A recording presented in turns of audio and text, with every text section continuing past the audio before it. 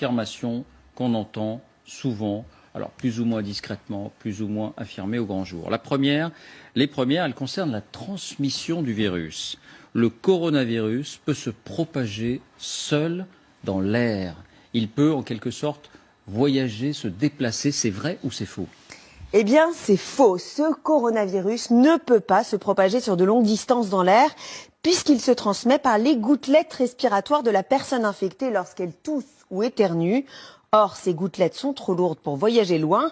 Elles se propagent à 1 mètre maximum. Donc, même si vous êtes dans la même pièce qu'un malade, mais à 2 ou 3 mètres de distance, il n'y a pas de risque de contamination.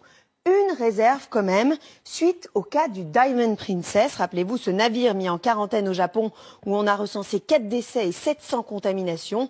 Beaucoup d'experts se sont interrogés sur la propagation du virus via les systèmes de climatisation. Les gouttelettes émises par des patients contaminés auraient pu voyager dans les conduits d'aération, surtout que le système d'aération au sein des cabines n'était pas pourvu de filtres comme ceux prévus dans les hôpitaux. Mais le virus peut survivre sur des objets comme les billets de banque si les gouttelettes tombent dessus d'une certaine manière. C'est vrai ou c'est faux? C'est vrai, mais le risque est très faible. Les données scientifiques montrent que le coronavirus peut survivre sur des objets pendant quelques heures, voire exceptionnellement quelques jours. Si une personne infectée touche ou éternue sur cet objet, il peut être contaminant. La meilleure protection consiste donc à se laver les mains régulièrement. En Chine, on a d'ailleurs vu des opérations massives de désinfection de billets de banque, notamment à Wuhan. En revanche, pour les experts, si vous recevez un colis en provenance de Chine, il n'y a aucune chance qu'il soit contaminé, car le temps de transport et notamment la sécheresse de l'air dans les avions aurait tué le virus. La désinfection des billets de banque, ça fait beaucoup rire le professeur Eun. Troisième affirmation, le coronavirus peut se transmettre par des piqûres de moustiques. C'est vrai ou c'est faux? C'est complètement faux. Le virus se propage uniquement au contact d'une personne infectée.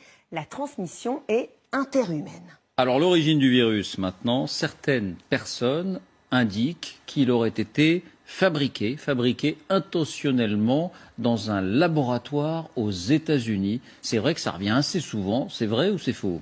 Alors voici le post qui a circulé sur les réseaux sociaux. On y lit, vous voyez, le coronavirus est un virus breveté américain qui arrive à expiration le 23 janvier 2020. Donc quoi de mieux que de lancer une épidémie pour vendre leur vaccin avant expiration? Eh bien c'est faux, c'est une fake news au relent complotiste. Ce nouveau coronavirus n'a pas été ni créé ni breveté aux États-Unis. Il existe bien un brevet, mais qui n'est pas consacré au virus actuel, mais à celui du SRAS, une autre souche de coronavirus qui avait provoqué plus de 700 décès en 2003. Deuxième fake news, et on s'en rend bien compte aujourd'hui, il n'existe aucun vaccin pour le Covid-19 qui sévit en ce moment. Bien, sur la gravité du virus, on entend beaucoup de choses aussi. Ce virus est très mortel, très létal. C'est vrai ou c'est faux? Faux. Pour l'instant, on compte 2700 décès en Chine et 77 504 contaminations, soit un taux de mortalité, si on le calcule, de 3,4%. Mais ce